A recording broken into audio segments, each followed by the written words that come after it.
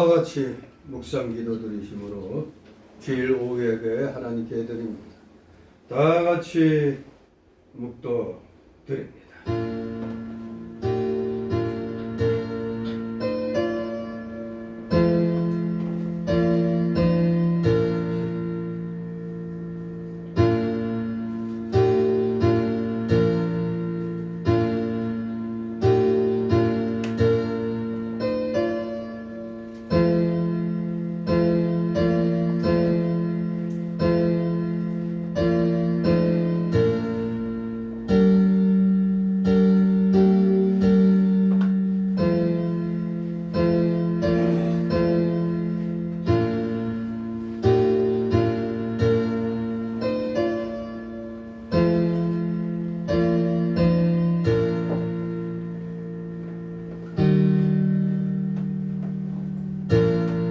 나는 포도나무여 너희는 가지니 저가 내 안에 내가 저 안에 있으면 이 사람은 과실을 많이 맺나니 나를 떠나서는 너희가 아무것도 할 수 없음이라. 아멘. 다 같이 사도신경으로 신앙 고백 하나님께 드립니다.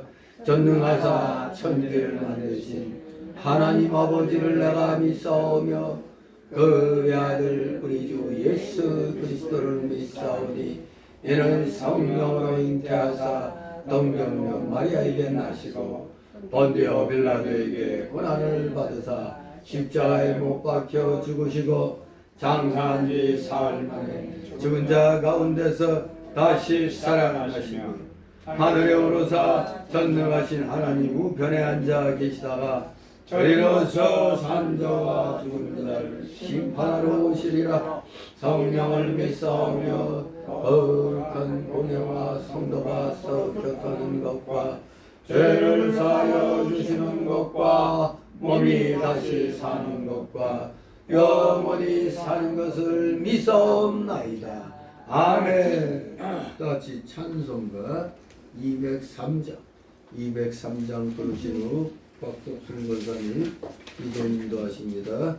203장.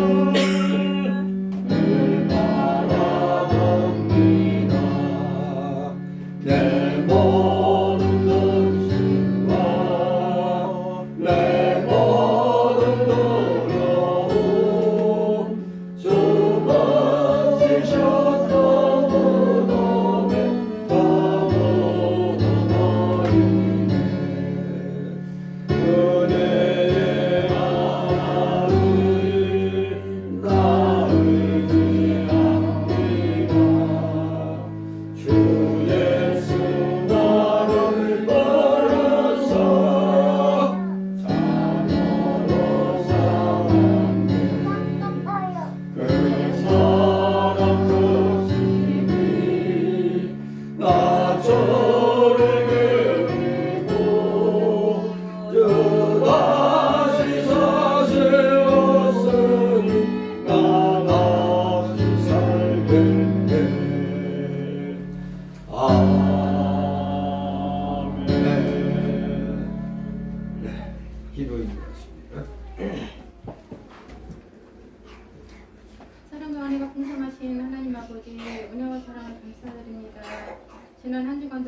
날개를 품어주시고 오늘도 귀하고 복된 날 주님 앞에 찬양과 경배로 영광 돌리오니 주님 기뻐 받아 주시옵소서.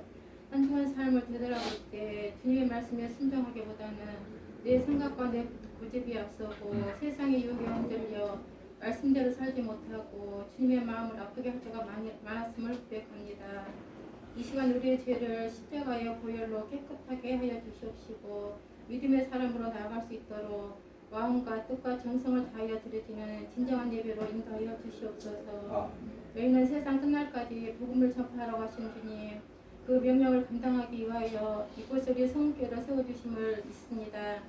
주님 은혜 베풀어 주시옵소서. 늘 말씀과 기도가 살아있는 교회 되게 하시고 전도와 구제가 끊어지지 않는 교회 되게 하시며 이 지역에 그리스도의 향기를 날리는 하나님이 보시기에 참 잘했다 칭찬받는 교회로 나갈 수 있도록 주님 인도하여 주시옵소서. 아멘. 맡겨진 양들을 푸른 초장으로 인도해 나가시기에 부족함이 없도록 우리 목사님 신원을 강건케 하여 주시옵시고 이 시간도 성령의 두루마기를 입혀주시고 단위에서 흘러나오는 귀한 말씀이 땅에 떨어지지 아니하고 저희들 마음밭에 새겨줄 수 있도록 은혜로 더하여 주시옵소서. 말씀 받는 저희로 하여금 아름과 홀과 같은 동역자로서 나갈 수 있도록 은혜 베풀어 주시옵시고 주님의 몸된 교회를 섬기며 주의 종을 섬기며 성도들을 돌아보는 참 믿음의 성도들로 굳건히 세워 주시옵소서. 이 시간도 참석지 못한 우리 성도들도 있습니다. 질병으로 인하여 고통받는 성도들도 있고 상황이 여의치 않아 예배 자리에 나오지 못한 성도들도 있습니다. 같은 은혜 베풀어 주시옵시고 세상의 걱정 근심 떨쳐버리지 못하고 기도의 제목을 가지고 나오는 우리 성도들도 있습니다. 이 시간 말씀을 통하여 다 해결받고 기쁜 마음으로 돌아가는 발걸음 되게 인도하여 주시옵소서. 앞으로 한 주간 삶도 주님께 의탁하오니 주님 동행하여 주시옵시고 동행하여 주시옵소서. 첫 시간입니다. 마치는 시간까지 주님 은혜로 함께하여 주시옵소서. 감사드리오며 날 구원하신 예수 그리스도 이름으로 기도드리옵나이다. 아멘.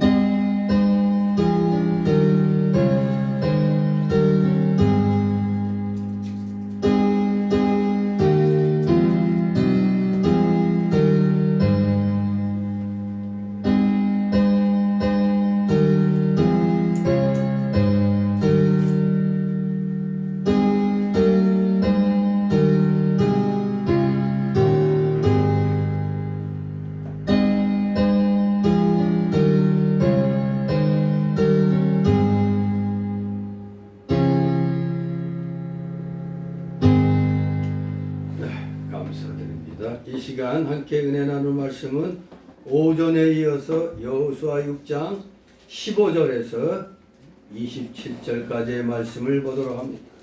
여호수아 6장 15절부터 27절까지 우리 교대로 읽도록 하겠습니다.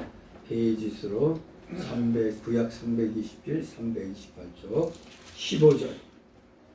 제7일 새벽에 그들이 일찍이 일어나서 여전한 방식으로 성을 7번 돌이 성을 7번 돌기는 그날뿐이었더라. 7번째 제사장들이 나팔을 불 때 여호수아가 백성에게 이르되 외치라 여호와께서 너희에게 이 성을 주셨느니라. 이 성과 그 가운데 모든 물건은 여호와께 바치고 기생 라합과 무릇 그 집에 동거하는 자는 살리라.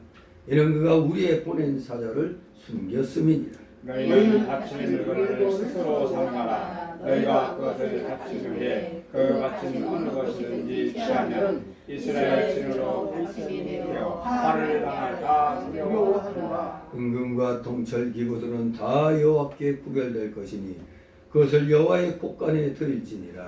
이에 백성은 치고 제사장들은 나팔을 불매 백성들이 나팔 소리를 듣는 동시에 크게 소리질러 외치니 성문이 무너져 내리니라. 백성이 각기 앞으로 나아가 성에 들어가서 그 침을 취하고 성 중에 있는 것을 다 멸하되 남녀 노유와 우양과 나귀를 칼날로 멸하니라.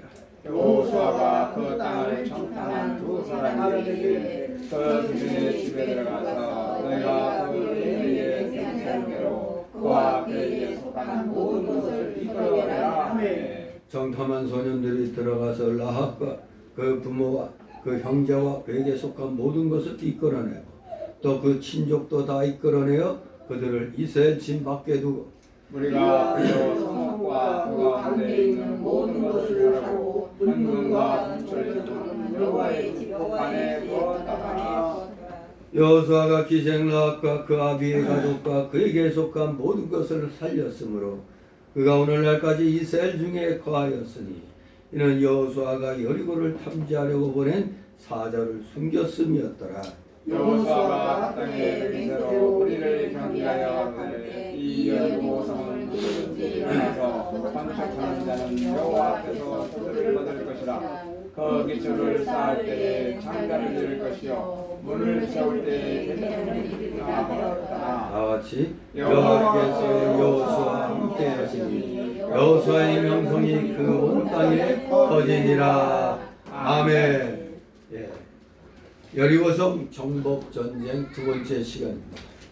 오늘 15절, 27절을 또 세 단락으로 나눠서 살펴봅니다.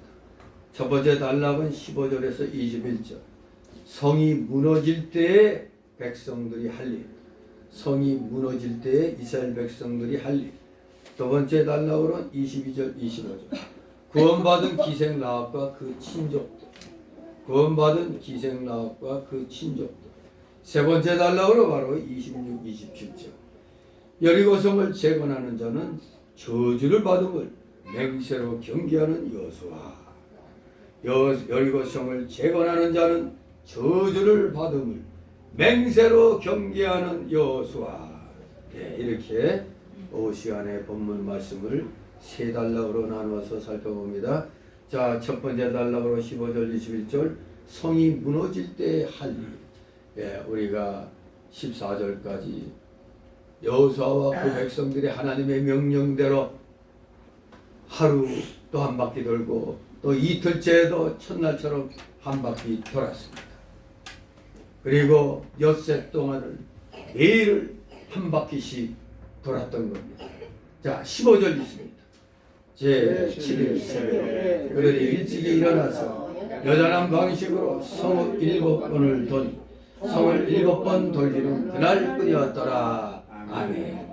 예, 6일까지 아주 인내심 가지고 끈덕지게 한 바퀴 돌았습니다. 근데 이제 7일째 되는 날 마치 운명의 날이 온 겁니다. 7일에도 역시 변함없이 새벽에 일어났습니다. 새벽. 역시 새벽에 역사가 있는 것 같습니다. 아브라함도 이삭을 바칠 때 아침 일찍부터 일어나서 나무를 쪼개어가지고 떠났다고 창세기 22장 3절에 말씀하고 있습니다.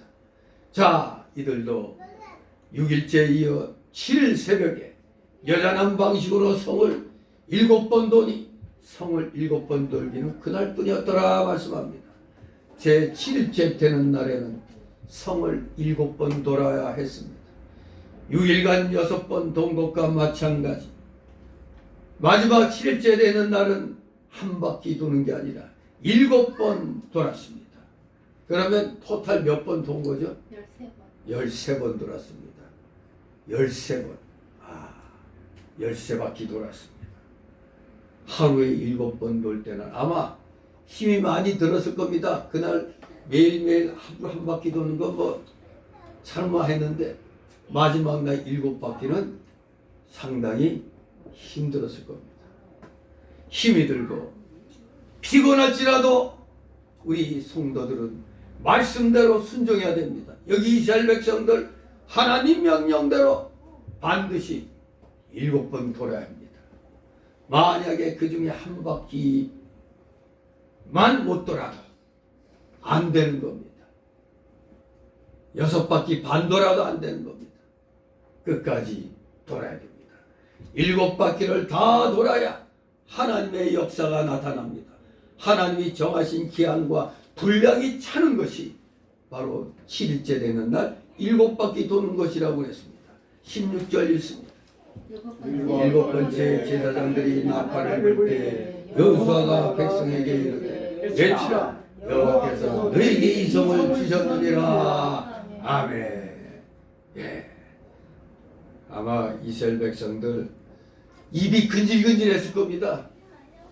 아니 뭐라도 이거 답답하니까 외치고 싶은데 잠잠하라고 했으니까 입 다물고 있긴 한데 아마 속이 터질 것 같았을 거예요. 엿새 동안 양각 나팔도 제사장들이 열심히 불었습니다. 근데 엿새 동안 양각 나팔은 그냥 일반 보통으로 그냥 부 불었습니다. 마지막 제7일에는 4절 5절에 보니까 어떻게 불어야 된다? 길게 울려 불어야 한다고 했습니다. 길게. 이제 마지막 돌격 앞으로 그겁니다. 그때 모든 백성이 와 하고 외치면 성이 무너지게 돼 있는 겁니다. 17절 있습니다. 이 성과 그 가운데 모든 물건을 여호와께 바치되 기생나와 무릇 그 집에 동거하는 자는 살리라. 이는 그가 우리의 보낸 사자를 숨겼음이니라. 아멘. 자, 모든 물건은 여호와께 바치라고 그랬습니다. 더구나 여기 이 여리고성은 특별합니다. 여리고성이 하나님께 바쳐진 이유는 어떤 의미에서 중요하다고 그랬죠? 아까 교두보를 만든 거라고 그랬죠. 발판을 만든 거라고 그랬는데 바로 가나안 땅의 첫 정복지였기 때문에 하나님께 첫 것을 마치 첫 것을 바치라는 것 같은 그런 의미가 있는 겁니다. 가나안 땅의 첫 정복지였기 때문에 여러분이 성의 모든 걸 하나님께 바치라고 한 것입니다. 그런데 그 가운데서도 예외가 있었죠. 여호수아가 이스라엘 백성에게 명령 내린 게 있습니다. 라합의 집은 멸하지 말고 구원하라.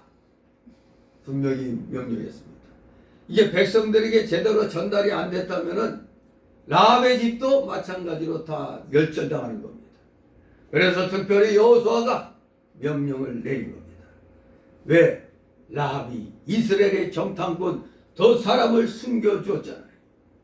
그리고 그 정탐꾼들은 그 약속으로 자신들을 숨겨준 약속으로 구원을 약속했기 때문입니다. 우리가 너와 너희 집을 구원해 주겠다. 또한 기생라합은 찰떡같이 하나님을 믿은 그런 백성이었던 것입니다. 그녀는 2장 11절에 보면 하나님을 천상천하의 모든 것을 주장하시는 하나님으로 믿었습니다. 라합은 하나님의 백성을 귀히 여겼고 하나님의 사람을 그래서 영접해 주었고 생명을 보호해 준 겁니다. 이건 라합의 입장에서 보면 그 여리고성 그 왕으로 볼 때는 반역자죠. 반역자. 적을 숨겨줬잖아요. 반역자입니다.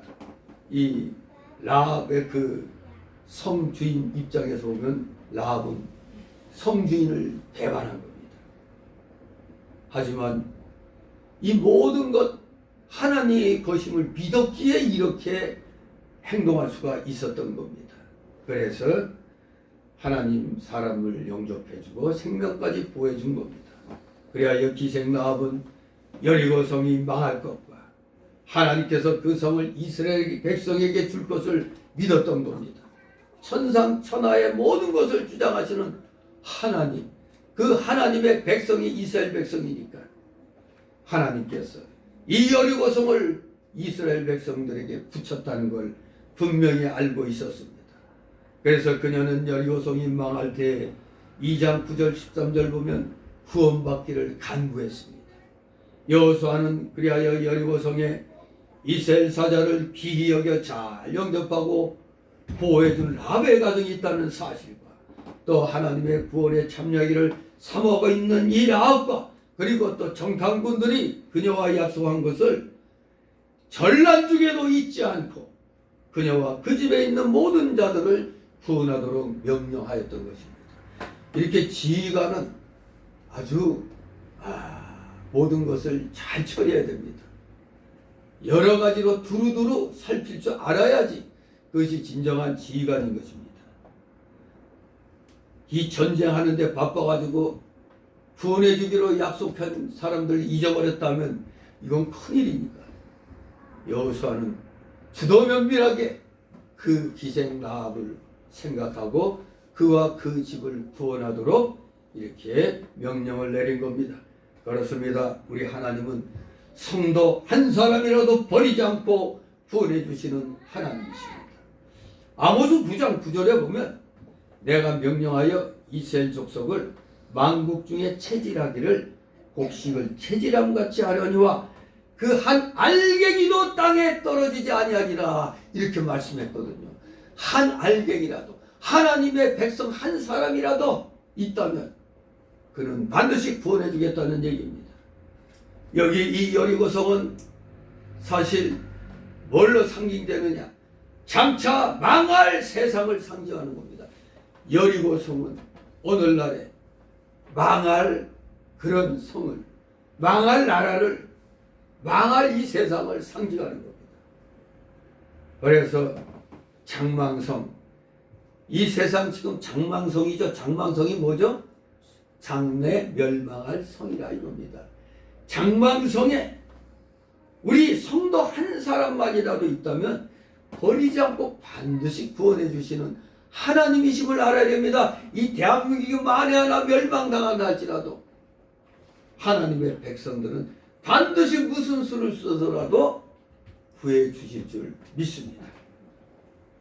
또 성도를 대접하고 영접한 일과 하나님 나라의 공로 세운 것은 하나님이 반드시 기억해 두셨다가 반드시 상급으로 갚아주신다고 마태 10장 40절 42절에 약속하고 있는 겁니다.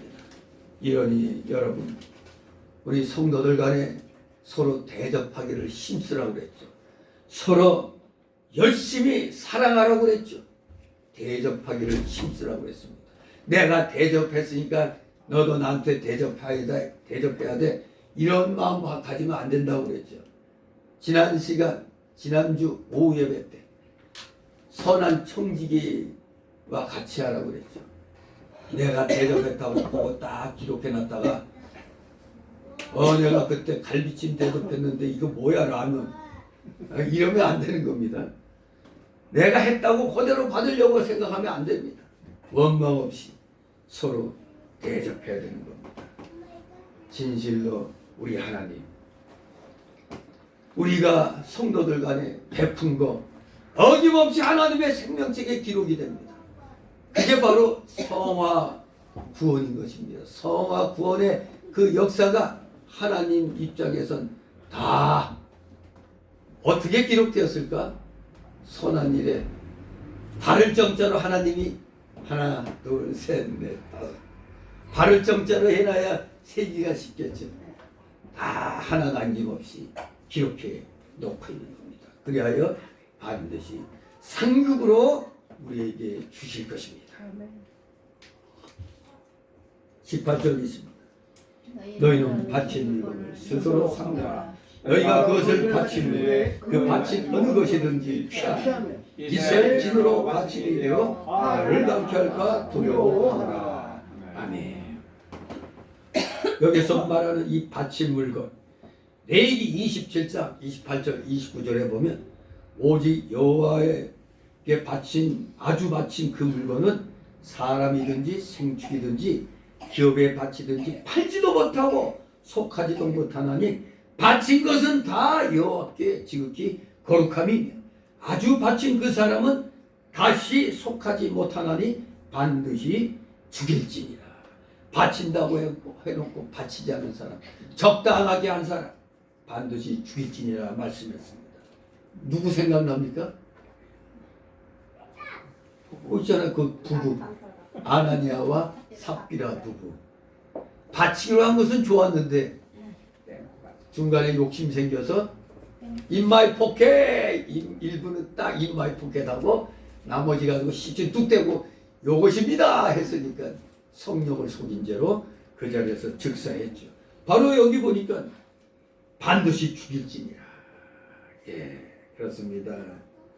여리고성의 죄악이 관영했기 때문에 그 죄값으로 인하여 다 죽여서 하나님께 바침이 되게 하였다는 얘기입니다. 그러므로 하나님을 두려워하지 않고 그 성의 것을 이거 아까운데 요거 하나 슬쩍 한다고 뭐 알까? 요런 마음 품으면 안 되는 겁니다. 만약에 그렇다면 그 물건과 함께 죽임을 당하여 받침이 되는 겁니다. 또 저주받는다는 것을 가리키는 겁니다. 절대 하나님께 바치기로 된 것은 절대 취하면 안 되는 겁니다. 바로 이 말씀을 어겨갖고 누가 죽었죠? 또 아간이 생각나죠. 아간. 7장 10절 26절에 아간이 바로 이 말씀을 어기고 여리고 성에서 물건을 조금 취했다가 나중에 하나님께 자기까지 다 바침돼서 돌에 맞아 죽임을 당했습니다. 19절 있습니다. 은근과 동철 기구들은 어떻게 구별될 것이니 그것을 여호와의 곳간에 드릴지니라. 아멘. 아간이 여리고성이 아니라 아이성이죠. 아이성. 네. 아이성에서 물건 조금 취했다가 그냥 모조리 다 죽임을 당했죠. 여기 은근과 동철 기구들은 다 여호와께 구별되어서 여호와의 곳간에 드리라고 명령했습니다. 왜 그러냐? 그 은금을 가지고 하나님의 성전에 필요하게 사용하도록 한 것입니다. 원수에게서 노력한 것을 하나님께서 필요하게 사용하시는 겁니다. 그러나 문제는 점령한 사람들의 마음에 달려 있죠. 점령한 사람들이 만약 사욕으로 자기 욕심으로 그것을 취한다면 그 사람은 어떻게 된다? 반드시 저주를 받는다는 겁니다.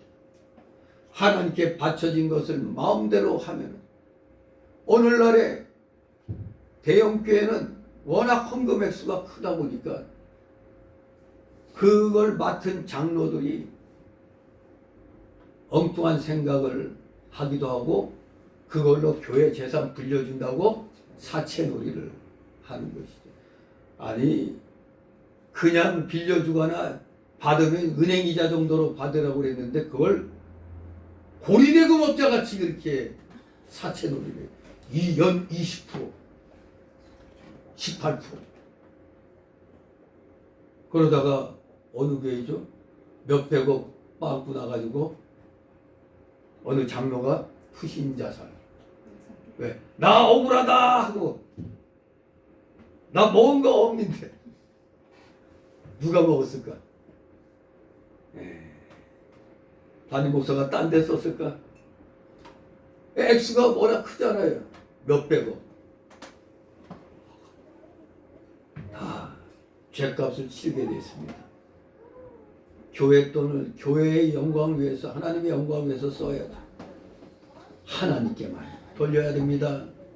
승리의 영광도 탈취한 물건도 다 하나님께 돌려야 됩니다.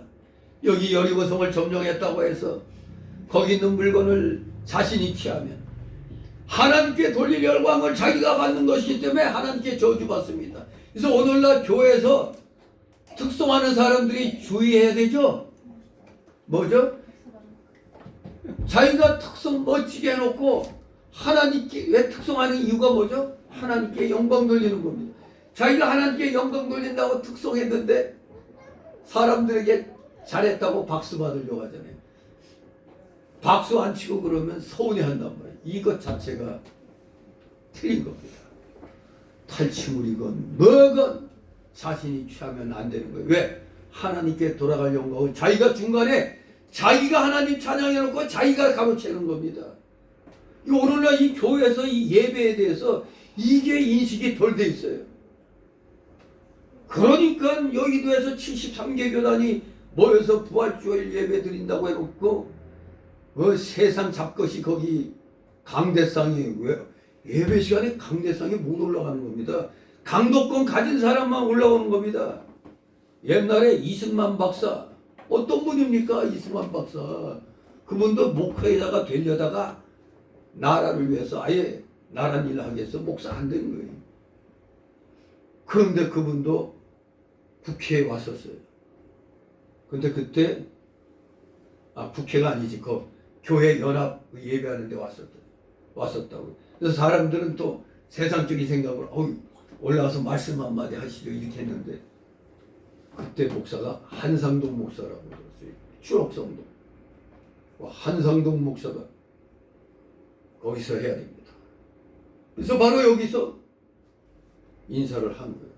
근데 시건방진 쓰레기만 못한 것들이 와가지고 강대상에 너도 나도 다 올라와가지고 한마디씩 짓거렸잖아요.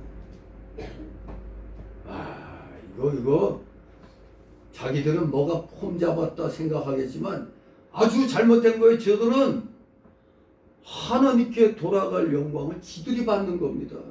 어디 감히 강대상에 강도권도 없는 자들이 올라와서, 어제도 보면 안수식하고 이제 임직자들 인사시킬 때 그 산부 맡은 목사님이 분호회장이었거든. 근데 나 이제 여기 이제 축도 때문에 여기 앉아 있었는데, 아니 여기서 인사하라고 하면 될 텐데 이 함이 여기 올라서 하세요 그러더라고요. 근데 거기서 내 말하기 곤란해서 옆에 그 담임 목사한테 원래 이 강대상에 올라오게 하는 게 아니라고 이제 그걸 일단은 주의를 줬죠. 왜? 하나님께 돌아갈 영광을 자기가 취할 수 있기 때문에 그런 겁니다. 목사들도 항상 그걸 조심해야 되는데 오늘날 목사들도 강대상에서 하나님께 돌릴 영광을 자기가 많이 받잖아요. 하물며 강도권도 없는 자가 함부로 올라와가지고 막 얘기하면 되겠습니까? 진실로 조심해야 됩니다. 왜? 하나님께 돌아갈 걸 자기가 받으면 뭐 한다고? 저주를 받는다고 했잖아요. 이걸 갖다 오늘날에 잘 인식 못하는 것 같습니다. 우리가 무슨 일을 해도 그 결과는 하나님께 돌려야 됩니다. 하나님께서 받으셔야 할 영광을 내가 받으면 안 되는 겁니다. 모든 것이 내가 한 것이 아니고 하나님이 하신 것인 줄 알아야 됩니다. 내가 한 것은 아무것도 없도다. 내가 가진 것은 무로다. 이러한 신앙 고백을 해야 되는 겁니다. 정말로 그래서 우리 목회자들 특히 또 우리 중직자들도 어떤 일의 결과가 좋으면은 내가 잘나서 이렇게 생각할 수도 있거든요. 내가 많이 헌금해서 특히 저 소씨교회는 아마 장로마다 내가 이만큼 했으니까 그걸로 서로 자랑하는 거예요. 그러니까 감사패도 달러 색깔. 이런 거지 같은 경우가 어디 있어. 이게 하나님께 바쳤으면 똑같은 거지. 아무튼 내가 한 것은 아무것도 없는 줄 알아야 돼. 내가 한 것을 자꾸 드러내면 결국에는 상을 받는 게 아니라 뭘 받아? 저주를 받게 되는 것입니다. 하나님은 다 기록해놓고 있습니다. 네가 힘들게 살면서도 이렇게 했구나. 다 기억하십니다. 하나부터 열까지 다 기억하시니까 진실로 우리 진정한 성도들은 그것으로 하늘의 생명책에 나의 일도 기록되었구나. 이것으로 기뻐해야 됩니다. 20절 21절 있습니다. 이에 백성은 외치고 제사장들은 나팔을 불며 백성이 나팔 소리를 듣는 동시에 크게 소리질러 외치니 성벽이 무너져 내린다. 백성이 각기 앞으로 나아가 성에 들어가서 그 성을 취하고 성중에 있는 것을 다 멸하되 남녀 노유와 우양과 나귀를 칼날로 멸하리라. 아멘. 때가 되매 여호수아가 외치라 했더니 있는 소리 없는 소리 다 목청을 돋고 외쳤습니다. 제사장들이 나팔을 부는 그 순간 나팔 소리와 함께 크게 소리 질렀다 이겁니다. 와 하는 소리가 여러 사람이 합치면 정말로 무슨 산사태 나는 것 같죠. 와 우리가 이 전쟁 영화를 보더라도 오늘날의 전쟁은 그런 게 없지만 우리 6.25 때만 해도 백평전이 있잖아요. 백평전. 백마고 적이 점령하기 위해서 얼마나 많은 피를 뿌렸어요. 다 이제 어느 능선까지 올라가면 외치죠. 돌격 앞으로 하면 그야말로 육탄전이거든요. 백평전. 그럴 때 와 하는 이 소리가 공포를 두려움을 없애는 겁니다. 기합 소리가 두려움을 없애요. 공포를 없애거든요. 그러면서 와 하면서 나가다 총 맞아 쓰러져도 그 순간에 고통을 못 느끼고 다 죽는 거죠. 두려움 없이 나가는 겁니다. 이 백성들이 모두 동시에 외쳤습니다. 뭐라고 외쳤을까요? 수수께끼인가 이거? 퀴즈! 뭐라고 외쳤는지 확실히 알 수 없습니다. 돌격 앞으로 했을까? 저것은 내 거다 하고 갔을까? 하나님 거다 꼼짝 마라 했을까? 확실히 할 수는 없지만 주님의 뜻을 이루어 달라는 뜻으로 여호와여 하면서 아멘 하고 이렇게 아마 나갔을 것 같아요. 돌격 앞으로 이런 식으로 할 때 이 이스라엘 백성들은 믿음의 사람들이니까 우리가 오늘날 돌격 앞으로 하겠지만 이 사람들은 하나님 아버지 하면서 그냥 돌격했을 겁니다. 사사기 7장 18절에 보면 여호와를 위하라 기도원을 위하라고 외쳤습니다. 와 할 때 여호와를 위하여 기도원을 위하여 하면서 그냥 나아갔던 겁니다. 분명히 이때도 마찬가지로 여호와를 위하라고 했을 것이고 그 다음에는 여호와의 뜻을 이루어 달라고 했을 것입니다. 그 성이 무너지는 것은 하나님 뜻이기 때문에 여호와 하나님 아멘 이렇게 외치면 무너질 것이 분명하기 때문이었습니다.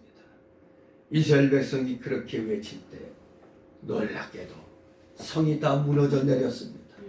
그리고 성이 무너진 다음에는 백성들이 성중으로 물밀같이 들어갔습니다. 그 성을 취했습니다. 그야말로 엄청난 인원이 그대로 들이닥친 겁니다.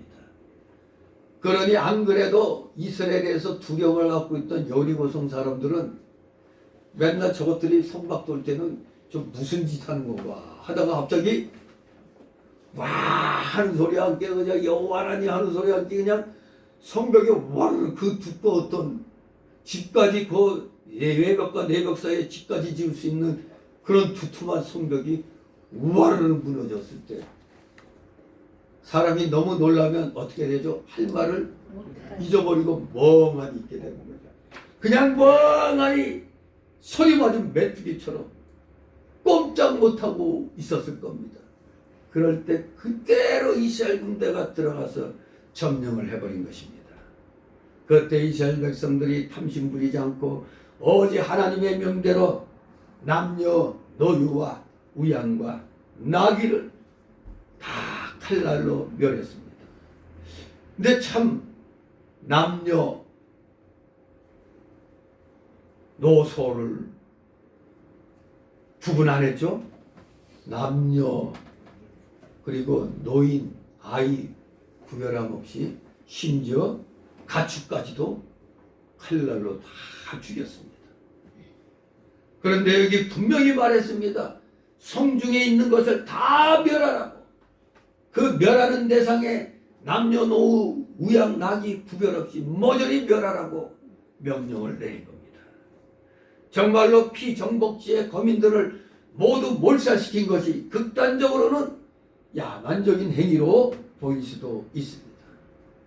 하지만 이스라엘 군사들은 추악하고 가증한 여리고성에 대한 하나님의 공의로우신 심판을 대신 집행했을 뿐입니다.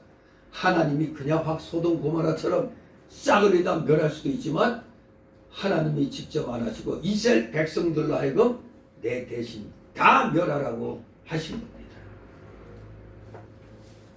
스스로 잔인한 근성을 충족시키고자 살상을 일삼은 것이 아니었다 이겁니다. 우리가 2차 세계대전 때 20몇만 명을 몰살한 중국의 일본 군대의 그 난징 대학살 엄청나죠. 난징 대학살 그 사진이나 기록 필름으로 보면은 뭐 거기 뭐 중국군이나 그 난징 시민들이고 뭐고 정말로 새까맣게 모인 데다 그냥 그 영화 보니까 바닷속으로 밀어넣더라고. 그러면서 그대로 집단 사격하는데 그 수십만이 20년만이 몰살당했어요. 모조리. 그야말로 그 시신이 무슨 그냥 쓰레기 뭐 이렇게 되듯이 쓰레기 소각장이 그거 같이 돼버렸어요. 또 독일도 히틀러가 유대인들 학살할 때도 그야말로 그냥 연합군들이 거기 들어가서 너무나 끔찍한 모습에 놀란 거예요. 시신들이 그냥 막 그냥 이 쓰레기 더미같이 겹겹이 쌓여 있고 그 불에서 살아서 나온 사람들은 그야말로 뼈다귀. 정말로 인간이 인간에게 그렇게 악하게 할 수 있는가. 근데 요새 이 전 세계적으로도 여러분 페이스북 이렇게 가끔 보면은 무슨 영화를 갖다 이렇게 일부를 조금씩 뭐 누가 올려서 보여주는데 보니까 하나같이 사람을 죽이는 게 그냥 죽이는 게 아니야. 그냥 뭐 앞찾기 같은 데서 그냥 완전히 뭐 뱅어포같이 그렇게 죽이는 거, 그리고 전자레인지 같은 데 넣어가지고 그냥 사람을 태워 죽이는 거, 아예 그냥 반쪽을 내는 거, 별의별 그런 잔인한 영화들이 인기가 있나? 우리나라는 그래도 덜한 거예요. 이 서양 영화를 보면 어떻게 사람을 죽이는데 그렇게 물건같이 잔인하게, 마치 13일의 금요일 뭐 그런 거 보면은 뭐 이상한 인간이 가면 쓰고 나와가지고 무자비하게 사람들을 도륙하는 거예요. 어떻게 그런 영화를 만들 생각을 했는지 그 좀 이해가 안 돼. 너무 끔찍하게. 근데 그런 끔찍한 영화를 또 보기를 원하는지, 완전히 사람을 갈래갈래 찢어 죽이는 이런 그런 영화도 이렇게 사람들이 올리더라고요. 참 기가 막힙니다. 사람의 본성이 그렇게 악한 것인가? 하긴 우리 국민들도 이렇게 보면은 평상시에 다 선하게 보이는데 저 운동권 얘네들 그 악 쓰는 거 보면은 옆에 누가 있으면 죽일 것 같아요. 그렇게 악을 쓰면서 눈 보면은 눈에 살기가 있어요. 어떤 사상이나 어떤 게 빠지면은 사람이 잔인해지는 것 같아요. 이성을 잃어버리는 것 같아요. 그러나 여기 여리고성 정복한 이스라엘 백성들은 그런 추악하고 가증한 그런 본성으로 이 잔인한 그 근성을 충족시키려고 살사는 게 아닙니다. 오직 하나님 명령에 순종해서 악의 무리들은 단호하게 다 죽인 겁니다. 이처럼 하나님의 공의는 엄정하고 단호합니다. 어린애라고 안 봐주는 거예요. 노인네라고 안 봐주는 거예요. 약한 자라고 안 봐주는 거예요. 무조건 그 성에 있는 자들은 모조리 다 죽여라 이겁니다. 왜냐하면 고린도후서 6장 14절 말씀대로 빛과 어둠은 사귈 수가 없죠. 어둠하고 빛이 사귀어지나요? 어둠이 딱 임했을 때 빛이 딱 임하면 환하게 보이잖아요. 요새 영화관은 그래도 친절하게 여기 무슨 불 등을 갖다 이렇게 해줬지만, 제가 옛날 영화관 갔을 때는 딱 들어가면은 앞이 하나도 안 보여. 그래서 벽에 붙어갖고 한참 있어야 이게 보였죠. 빛이 오면 어둠은 물러나게 됐습니다. 절대 어둠과 빛이 같이 사귈 수가 없어요. 자유민주주의하고 공산주의가 같이 합할 수가 없는 겁니다. 사상체제가 다르기 때문에 그런 겁니다. 절대 빛과 어둠이 사귈 수 없는 것과 같은 겁니다. 우리 하나님의 거룩하심과 여리고 거민의 그 가증스러움이 함께할 수 없기 때문에 그 여리고 성의 모든 것들을 다 멸하라고 하나님이 명령하신 겁니다. 이런 것 때문에 저 뭐 영지주의자들은 뭐라고요? 구약의 하나님은 악한 하나님, 신약의 하나님은 착한 하나님, 이런 식으로 말을 합니다. 구약의 하나님은 나쁘대, 악하대. 바로 남녀노소 구별하냐고 멸하라고 하는 게 많거든요. 가축까지 다 멸하라고 하니까. 그러므로 여호와를 찾고 그 뜻을 이루어 달라고 하는 것은 아주 중요합니다. 하나님의 뜻을 찾고, 그러니까 우리가 기도할 때도 그 뜻을 이루어 달라고 해야 돼요. 요새 유튜브에 그 조영기 목사의 그 설교 내용들이 좀 나오는데, 근데 누가 올리는 건지 몰라도 하나같이 물질 날라는 거예요. 그러니까 그 조영기 목사가 설교한 내용 중에 그런 게 있었나 봐요. 그러니까 하여간에 여러분이 부자 되고 싶으면 날마다 이렇게 기도하라고, 뭐 달라고 하라고, 뭐 그렇게 이제 뭐 하는 그게 있나 봐요. 그걸 계속 올려놓더라고요, 누가. 요새 하도 저 이영훈이가 기독교계를 배신하고 하니까, 그래도 조영기 목사 때가 나왔다 해서 그런 건지 몰라도, 물론 노골적으로 저도 그렇죠. 여러분들 기도할 때 정확하게 기도 제목을 내놓고 하라고 그랬잖아요. 내가 어디가 아프면 어디가 아프다는 걸 얘기해야 돼요.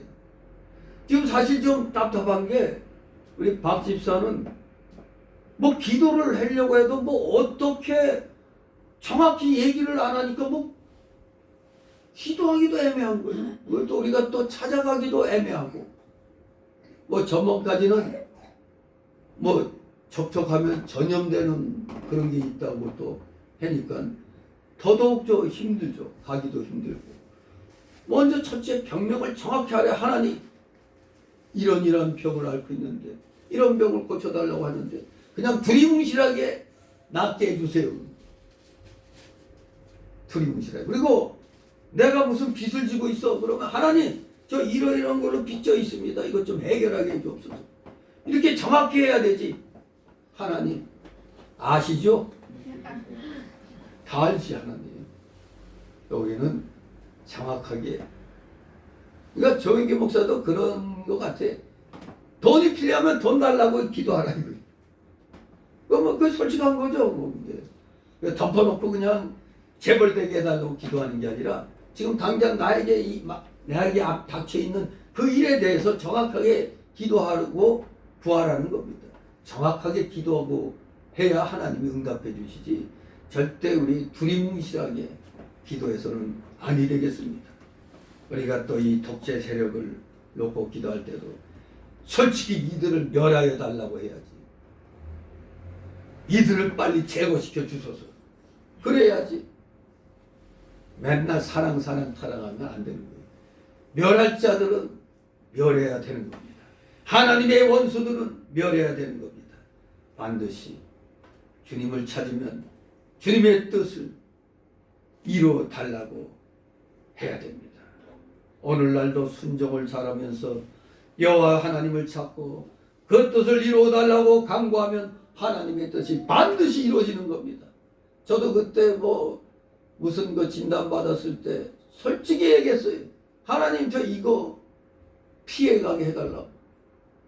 그렇게 기도하면서, 그리고 끝에는 아버지 뜻이 아니면 그대로 순종하겠습니다. 그렇게 기도하니까 결과가 다 그냥 역전돼서 괜찮다고 그렇게 다 나타나는 거거든요.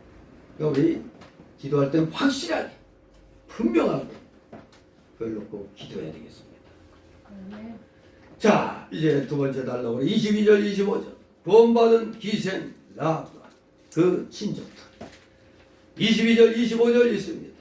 여호수아가 그 땅을 정탐한 두 사람에게 이르되 그 기생의 집에 들어가서 너희가 그 여인에게 맹세한 대로 그와 그에게 속한 모든 것을 이끌어내라 하니 정탐한 소년들이 들어가서 나아가 그 부모와 그 형제와 그에게 속한 모든 것을 이끌어내고 또 그 친족도 다 이끌어내어 그들을 이스라엘 진 밖에 두고 우리가 불로 성읍과 그 가운데 있는 모든 것을 사르고 은금과 동철기구는 여호와의 집 곳간에 두었더라.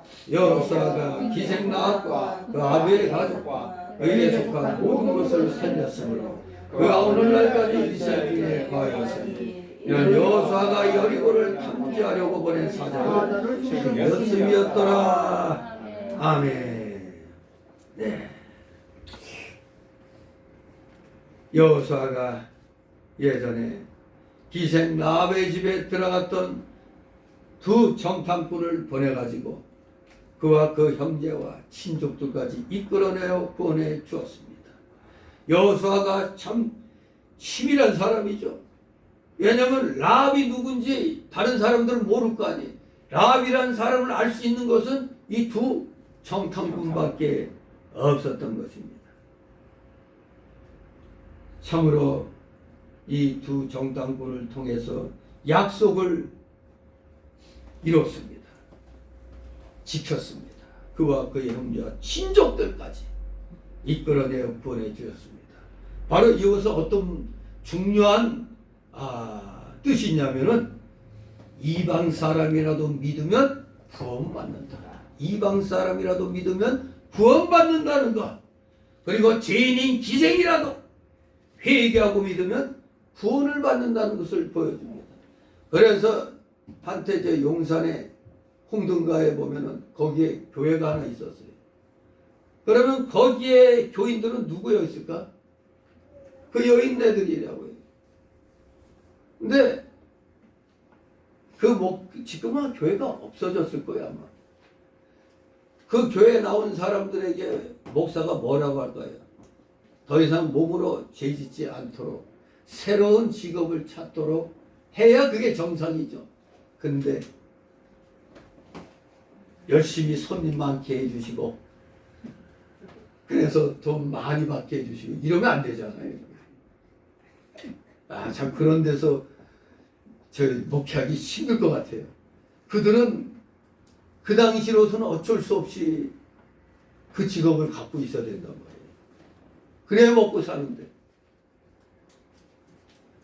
참 그들이 이게 신약 시대니까 그게 가능하지 구약 시대 같으면 어림도 없는 거죠. 어디서 그런 들어온 돈을 바치냐고 할 거 아닙니까? 신약 시대는 믿음으로 비록 자기는 육신으로는 죄를 져도 믿음으로 또 회개하면서 또 그러기 때문에 또 하나님이 받으시는 거죠. 근데 목사는 잘해야 되죠. 그런 데서 새로운 직업을 목사가 어떻게든지 알선해주도록 해야 되는 겁니다. 참 힘들게 거기서 목회하는 거라고 볼 수가 있습니다. 그러나 여기 사실 기생이라고 했지만 사실 이게 몸파는 그런 직업입니다. 그러니까 이스라엘 사람이 볼 때는 아주 용서받지 못할 그런 죄인이었던 겁니다. 하지만 이렇게 비록 그런 기생일지라도 회개하고 믿으면 구원을 받는다는 걸 우리에게 가르쳐 주는 겁니다. 이 기생 라합은 바로 놀랍게도 어디 족보에 올라가죠? 예수 그리스도의 족보에까지 참여하게 됩니다. 마태복음 1장 5절에. 기가 막힌 겁니다. 기생 라합은 믿음으로 여호와의 구원에 참여하려고 사모했고 하나님의 사람을 존중히 여겨서 잘 대접했습니다. 또 그 생명을 보호해 주어서 이스라엘 구원운동에 공로를 세웠기 때문에 자기뿐 아니라 자기 가족까지 구원을 받은 겁니다. 놀라운 일입니다. 사도행전 16장 31절에 저 예수를 믿어라 그래야만 너와 네 집이 구원을 얻으리라. 이 말씀은 어떤 의미가 있느냐? 가족 중에 한 사람이라도 믿으면 그 한 사람 때문에 그 한 사람의 영향력으로 나중에는 가족 전체가 믿고 구원받게 된다는 겁니다. 내가 믿으니까 우리 가족은 무조건 구원받는 게 아니라 나의 그 구원받은 영향력으로 인해서 이 가족들도 나중에 예수 믿고 구원받게 된다는 그런 얘기입니다. 야, 이 또 엉뚱하게 사도행전 16장 31절 말씀 가지고 그래도 우리 집에 한 사람 믿는 사람이 있으니까 우린 안 해도 돼. 우리 다 어차피 구원받았어. 이러면 안 되는 거예요. 구원은 개인적인 겁니다. 분명히 우리 이 사실을 간과하면 안 되겠습니다. 마지막 세 번째 달라로 26, 27절. 여리고성을 재건하는 자는 저주를 받음을 맹세로 경계하는 여호수아. 예, 아주 무서운 그런 말씀입니다. 26절 있습니다. 여호수아가 그때 맹세로 우리를 경계하여 가로되 이 여리고성을 누구든지 일어나서 건축하는 자는 여호와 앞에서 저주를 받을 것이라. 그 기초를 쌓을 때 장자를 잃을 것이요 문을 세울 때 계자를 이루리라 하였더라. 아멘. 네. 여리고성을 다시는 쌓지 말라고 경고한 것은 하나님의 심판과 성도를 구원한 하나님의 역사를 후대에게까지 전하기 위함입니다. 다시는 저 여리고성 재건하지 말라. 바로 이 무너진 그 모습 그대로 하나님의 역사심을 후대까지 전하기 위함입니다. 여리고성이 멸망한 그대로 있어야만 하나님은 살아계셔서 여리고 성과 같이 악한 성을 심판하시는 공의의 하나님이신과 또 그 가운데서 기생나합을 건져준 것 같이 성도를 건져주시는 하나님이신과 또 이스라엘 백성에게 베푸신 그 큰 구원 역사를 후대에 보여줄 수가 있는 것입니다. 그래서 우리가 어디 갔다 오면 그 동네 갔다 왔다는 기념품으로 뭘 사오잖아요. 그 기념품의 의미가 뭡니까? 나 여기 갔다 왔다. 그걸 기억시키는 거거든요. 나 어디에 갔다 왔다. 그러니 우리가 지금 이 대한민국에서 옛날 그 순교한 사람들, 그 순교한 사람들의 유적지가 있잖아요. 그걸 왜 그렇게 기념할까요? 그때 믿음 생활한 그 사람이 어떻게 하나님의 일을 하며 하나님의 역사가 있었는가를 그 유적지를 통해서 후대에게 가르쳐 주는 거예요. 그래서 깨닫는 겁니다. 우리가 이렇게 편하고 잘 먹고 잘 살고 있는 게 이때 이분들이 피를 뿌렸기 때문에 그렇구나. 그걸 깨닫는 겁니다. 그때는 전도하려면 생명을 내놔야 되잖아요. 잘못하면 죽어요. 돌에 맞아 죽어요 그냥. 그런데도 불구하고 심지어 전에 제가 한 얘기 기억나지 않아요? 어디 극동방송에 어느 여자 권사가 나와가지고 자기 남편 전도한 거 그걸 얘기할 때 맨날 남편한테 얻어맞고 교회 못 나가게 맨날 얻어맞고 그러던 권사였는데 어느 날 남편이 이제 하나님 앞에 돌아왔다 이겁니다. 근데 그 돌아오게 된 계기가 기가 막힌 거예요. 전도하러 가다가 논두렁인가 밭두렁에서 남편을 만났어요. 너 또 교회 갔다 오는 거지 하고 그 자리에서 엄청 두들겨 맞았는데 자기가 잠시 기절할 듯이 쓰러졌다는 거예요. 그런데도 자기는 하나님 이 남편을 불쌍히 여겨달라고 딱 그랬더니 막 발길도 차고 막 하던 남편이 쓰러진 속에서도 입술을 나불나불 대거든.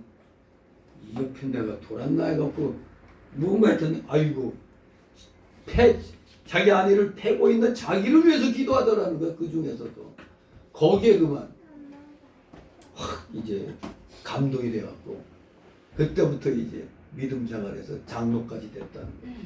정말로 이 하나님의 역사는 기가 막힌 거죠. 그러니 이제 그런 간증의 역사도 마찬가지. 후대 그 믿음이란 게 이런 것을 전하기 위해서거든요. 그러니까 기념품이라든가 기념비라든가 유적지 뭐 간증 이런 것들이 다 믿음의 증표로서 후대까지 전하기 위함인 것입니다. 그러므로 특히 여기서는 여리고성이 그냥 와다다다다 하고 무너진 이 자체 이걸 그대로 놔둬야 되는 거예요. 그래야 그걸 보고 하나님의 역사심이 정말 무섭구나 이걸 깨닫는 겁니다. 그러니까 오늘날도 고고학자들이 그 무너진 여리고성 거기 들어가서 그 발굴 작업을 하면서 그걸 갖다 역사적으로 밝히는 거 아닙니까? 그러므로 나중에 이 무너진 여리고성을 건축한다는 것은 이러한 모든 후대까지 미칠 수 있는 이 증거를 말살시키는 것이기 때문에 그 성을 재건하는 일을 하는 자는 반드시 뭐 받는다? 저주를 받는다고 말씀한 겁니다. 저기 무너진 거 다시 지어야지 뭐. 그 좋은 일 하는데 그게 뭐가 나빠? 그러나 하나님이 하지 말라고 한 것은 하면 안 되는 겁니다. 왜냐하면은 정말로 그 저주가 임했어요. 그 여리고성을 재건하려고 성을 그 기초를 쌓을 때 다시 이제 무너졌으니까 다시 허물고 그 파내고 해야 되니까 기초를 쌓을 때 파내고 막 기초 쌓을 때 마다들이 죽었어요. 이 건축하는 사람. 그리고 또 그럼에도 불구하고 이제 이렇게 올렸는데 이제 문을 달게 될 때 막내 아들까지 죽는다고 한 겁니다. 그런데 이 예언이 진짜 이루어졌어요. 열왕기상 16장 34절 보면 북이스라엘 왕 아합 시대 BC 870년경 베델 사람 히엘에게서 이게 이 저주의 역사가 이루어졌습니다. 여리고성이 세워지지 않아야 하나님께서 하신 역사가 나타나겠는데 이 히엘이라는 사람은 하나님이 하신 역사를 귀중히 여기지 않고 이 좋은 땅을 왜 이렇게 놔두냐? 이게 요단 평지였어요. 그러니까 살기 좋은 지방이니까 이거 아까워서 안 된다. 다시 여기 여리고성 건축해가지고 여기서 살아야 된다 해가지고 그렇게 성경 말씀을 어겼다가 성경대로 저주를 받았습니다. 맏아들 아비람을 잃고 성문을 세울 때 막내 아들 수굽을 잃었습니다. 바로 이것은 하나님께서 하신 구원 역사와 심판 역사와 능력의 역사를 무시하고 말살하는 자는 아들이 다 죽어서 대가 끊긴다는 것을 알게 해준 것입니다. 하나님 명령에 불순종한 대가는 이렇게 또 대가 끊어질 수도 있다는 것입니다. 오늘날 하나님의 역사를 귀중히 여기고 벌벌 떨며 두려워하는 사람은 그 자녀가 복을 받습니다. 하나님이 하시는 역사를 무시하고 이기주의와 물질주의로 나가는 사람은 그 자식들의 신앙이 죽고 결코 복을 받지 못하는 겁니다. 여러분 때 잘해야 되는 겁니다. 내가 말씀대로 순종해 나가야 우리의 자녀들이 복을 받게 되는 겁니다. 나중에 복을 받는 거예요. 지금은 안 보이니까 그리고 못 느껴도 나중에 깨닫게 되는 것입니다. 다 같이 27절 여호와께서 여호수아와 함께 하시니 여호수아의 명성이 온 땅에 퍼지니라. 아멘. 우리는 하나님이 하시는 역사를 무시하면 안 됩니다. 절대로 우리는 이기주의 물질주의로 나가면 안 됩니다. 그러면 그 자식들의 신앙이 죽고 결코 복을 받지 못한다고 그랬는데 하나님과 언제나 함께하면 여기 여호수아와 하나님이 함께 하셨더니 여리고성도 정복해버리고 그로 인하여 여호수아의 명성이 아주 명장 중에 명장이다. 이 명성이 온 땅에 퍼졌다고 했습니다. 하나님과 가까이 하니까 하나님 말씀대로 행하니까 그 명성이 만약에 여러분 가족이 하나님 말씀대로 순종하면 여러분의 가정의 명성이 후대까지 전해지는 겁니다. 결코 이러한 일은 개인적으로는 여호수아의 그 영과 여호수아의 인격이 커진 증거가 되는 것입니다. 그렇습니다. 하나님을 순종하여 그 일을 이룬 것만큼 그 영광과 인격이 커지는 겁니다. 우리가 성화 구원을 잘 이뤄나가면은 여러분의 그 영의 인격이 함께 커지는 겁니다. 여러분의 명성도 어느 틈엔간 널리 알려지게 됩니다. 우리가 뭘 바라고 한다기보다 말씀대로만 순종하면은 하나님이 이렇게 뭐라고 그랬죠? 마태복음 6장 33절 너희는 먼저 그의 나라와 그의 의를 구하라 그리하면 그 위에 모든 것을 더하시리라. 바로 이겁니다.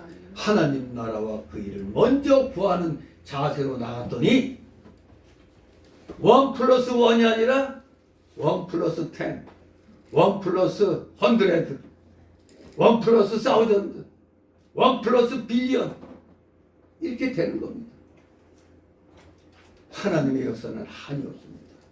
우리 믿고 여기 여호수아와 이스라엘 백성들처럼 아무리 힘들고 어려운 앞이 깜깜해서 보이지 않는 상황일지라도 하나님 명령대로 그대로 힘들어도 순종해 나가면 반드시 빛이 비치게 되어 있다. 하나님이 그냥 놔두시지 않는다. 기억하시고 이제 오늘도 신앙의 마무리 잘 하시고 내일부터 또 열심으로 한 주간 하나님께 영광 돌리는 삶을 사는 여러분 되시기를 주님의 이름으로 축원합니다. 기도합니다. 거룩하신 하나님 아버지 은혜를 감사드립니다. 인간적으로는 힘들고 그저 불평불만이 나올 수 있는 그런 하나님의 명령임에도 불구하고 여호수아와 이스라엘 백성들은 군소리 하나 하지 않고 7일간을 명령대로 순종했습니다. 그 결과 마침내 여리고성 남공불락의 저 요새와 같은 여리고성을 하나님의 명령대로 행했더니 그대로 무너뜨리는 역사가 일어났습니다. 오늘날 우리의 삶 속에서도 여리고성과 같은 그러한 난공불락의 그러한 절망적인 그런 일들을 만날 수도 있습니다. 그럴 때마다 잠잠히 주님 앞에 말씀 붙잡고 기도함으로 그래야 하나님의 역사심을 우리가 또 체험할 수 있는 우리 사랑하시는 자녀들 다 되게 하여 주시옵소서. 감사드리며 예수 그리스도의 이름으로 기도드리옵나이다. 아멘.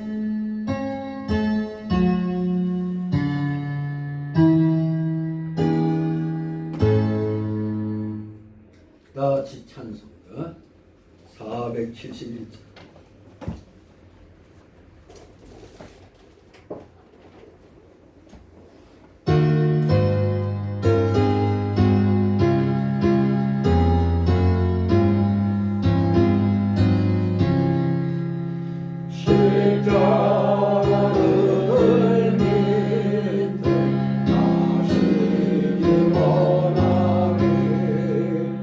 저 햇빛이 비친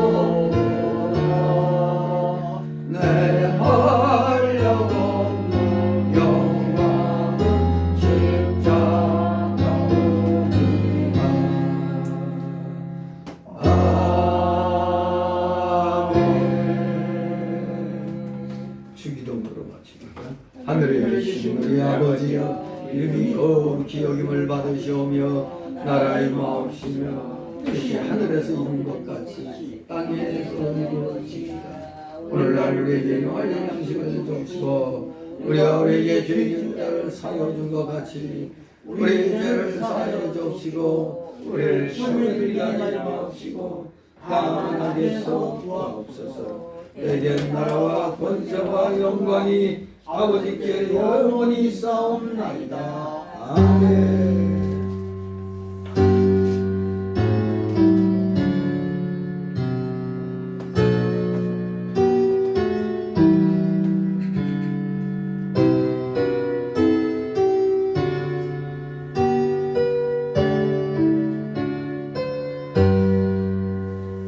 네, 수고들 하셨습니다. 주일학교